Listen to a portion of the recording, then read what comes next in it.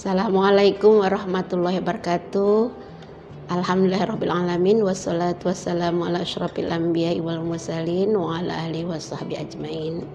Allahumma shalli ala Muhammad wa ala ali Muhammad.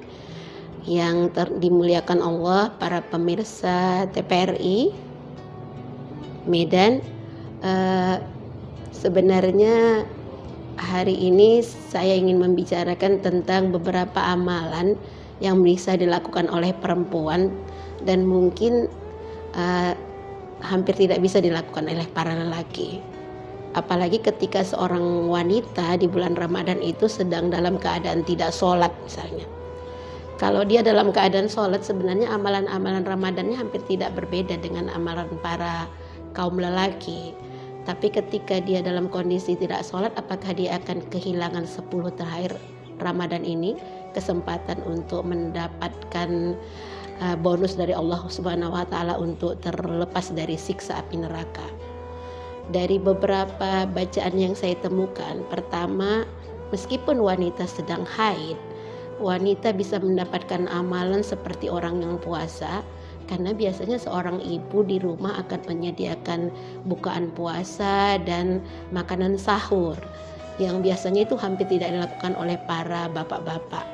Oleh karena itu, seorang ibu yang menyediakan makanan untuk berbuka puasa, kemudian makanan untuk sahur, maka dia mendapatkan kesempatan pahala seperti orang yang berpuasa meskipun dia sedang tidak berpuasa.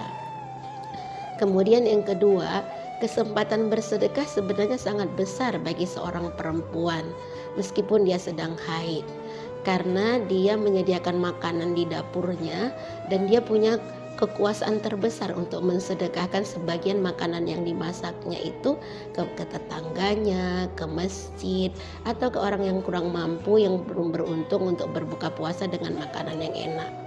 Lalu jika para ibu-ibu memahami tentang ini, mereka tentu tidak gelisah meskipun mereka sedang tidak berpuasa. Apalagi sedekah di bulan Ramadan dilipatkan Allah Subhanahu wa taala pahalanya. Kemudian kalau ibu-ibu sedang tidak berpuasa, apalagi yang bisa mereka lakukan? Mereka mungkin tidak beruntung untuk bisa membaca Al-Quran, tetapi mereka bisa mendengarkannya dengan seksama, kemudian memahami artinya, lalu mengamalkan apa-apa yang mereka dengar dari ayat suci Al-Quran. Dan ini biasanya seorang ibu kan suka ya mendengar ceramah, menonton televisi. Bagaimana kalau itu diganti dengan mendengarkan bacaan-bacaan ayat suci Al-Quran, kemudian membaca artinya dan memahami apa yang dimaksudkan dari firman-firman Allah itu untuk dilaksanakan dalam kehidupan sehari-hari. Yang keempat, ibu-ibu bisa menghadiri pengajian, karena biasanya di bulan Ramadan ini sangat banyak sekali pengajian. Dan di dalam pengajian itu mungkin ada yang dilakukan tidak di dalam masjid, mungkin di luar tempat di luar misalnya di sekolah. Misalnya seperti kami ya, di sekolah kami ada pengajian untuk orang tua setiap hari, dan isinya itu selain belajar tentang agama juga belajar juga tentang pendidik anak. Nah, karena ini bulan suci yang baik, maka biasanya amal yang kita lakukan itu akan dilipat gandakan oleh Subhanahu wa taala pahalanya. Ibu-ibu yang sedang tidak bisa berpuasa dan tidak sedang sholat bisa menghadiri pengajian-pengajian ini, atau seperti mendengarkan ceramah menjelang buka puasa ini. Jadi itu juga merupakan. Nah, yang terakhir, ibu-ibu bisa berzikir dan berdoa.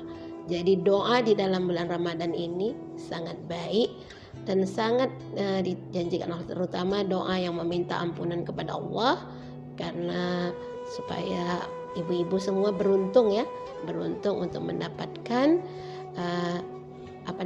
terlepas dari api neraka.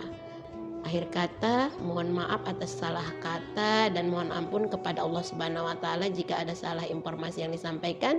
Billahi taufik wal hidayah. Wassalamualaikum warahmatullahi wabarakatuh. Selamat berbuka puasa.